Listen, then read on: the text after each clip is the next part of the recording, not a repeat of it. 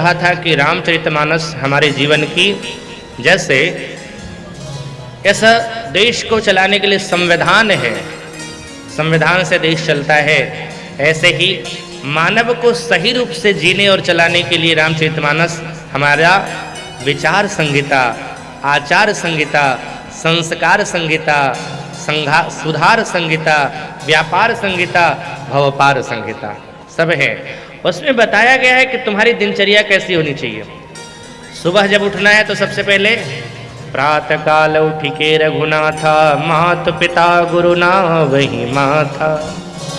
अगर आप रात में सोने के लिए जाओ, बिस्तर पर लेटने के बाद नींद नहीं आती ना, बहुत परेशान। आजकल सबसे बड़ी बीमारी है, लोग बिस्तर पर जाते हैं, नींद नहीं आती है। और एक बात बोलूं, रात में भोजनोपरांत बिस्तर पर जाने के बाद 10 मिनट के अंदर अगर तुम्हें नींद आ जाती है तो दुनिया के सबसे सुखी इंसान हो तुम। वैभव से, धन से, संपदा से या सांसारिक संसाधनों से कोई व्यक्ति का जीवन सुखी नहीं हो सकता साहब। हमारे पास सब कुछ है, खाने पीने का सामान, लेकिन दाल का पानी पी रहे हैं।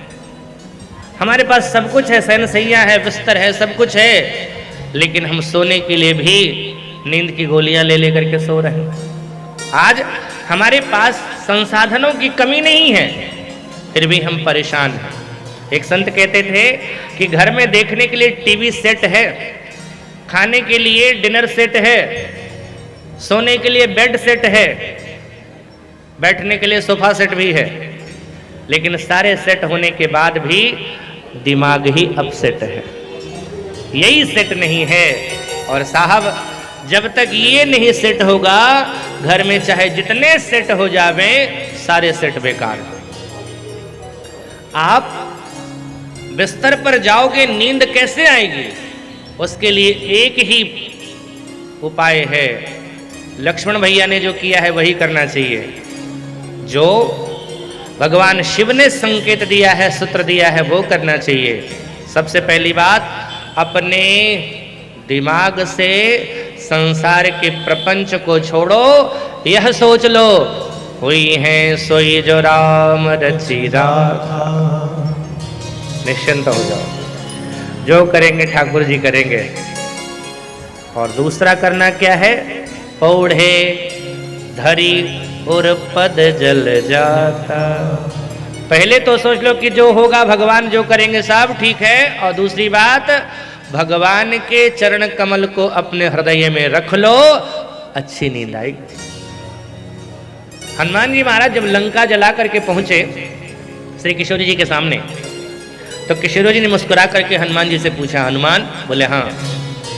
कोई अगर किसी के घर को जलाता है, आग लेकर के जाता है, मशाल लेकर के जाता है, तो उसका घर बाद में जलता है, मशाल पहले जलती है। तुमने अपने पूंछ से लंका जलाई और मैं देख रही हूं कि तेरे पूंछ का एक बाल भी नहीं जला। लंका जला के जली नहीं, हनुमंत विचित्र है पूछ तुम्हारी। कौन सा जादू भरा इसमें, हंसी पूछत है मिथिलेश दुलारी।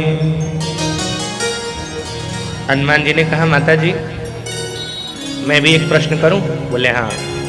आप तो नकली हो, असली वाले कहाँ हो? बोले अग्नि में। मैं तो थोड़ी देर के लिए गया था अग्नि में, आप तो लगातार हो, आप जल रही हो। सीता जी बोली नहीं। हनुमान जी ने पूछा, आप क्यों नहीं जल रही हो? सीता जी ने कहा, हमने एक पोशाक पहन रखी है, उस पोशाक से हम सुरक्षित हैं। आज की भाषा में कहें तो फायर प्रूफ जैकेट पहन करके बैठे हुए हैं। हनुमान जी ने कहा, माता जी वही वाला पोशाक आपने हमको दे दिया था, वही पहन के हम गए थे। और वो पोशाक कौन सी है? जब भगवान ने सीता जी से कहा तुम पावक मह करो निवासा, तो सीता जी ने क्या किया? प्रभु पद ही धरी अनल समानी, भगवान के चरण कमल को हृदय में रख करके अग्नि में प्रविष्ट हुई।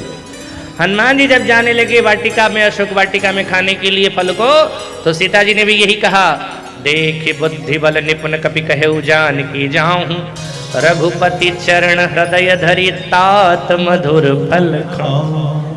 चरण कमल को हृदय में धारण करो। हनुमान जी ने कहा, बोले कपिहिय राघव है आगे और पीछे है पूछ, रहस्य है भारी, वानर की भला पूछता कौन, राम के पीछे है पूछ हमारी। हनुमान जी ने कहा, माता जी पूछ इसलिए नहीं जली कि पूछ पीछे थी और राम जी आगे थे। राम जी आगे थे, पूछ पीछे थी, इसलिए पूछ नहीं जली। दुनिया में जो अपनी पूछ को पीछे रखते हैं, भगवान को आगे रखते हैं, उनका कोई बाल बांका भी नहीं होता। और जो राम जी को ही पीछे रखते हैं और अपनी पूछ को आगे रखते हैं, उनका पूछ कोई बचा नहीं सकता, उनकी पूछ जलेगी ही जलेगी। आजकल तो सब आदमी पूछे के लिए परेशान है। हम कथा में गए थे, हमको तो कोई पूछा ही नहीं, और इनको तो बहुत पूछ है। इनकी पूछ पटना में भी है, इनकी पूछ दिल्ली तक है, जहां जाते हैं इनकी पूछे पूछे। तो साहब, जो राम जी को आगे रखेंगे उनकी पूछ बची रहेगी, और जो पूछ को आगे रखेंगे उनकी पूछ जलेगी।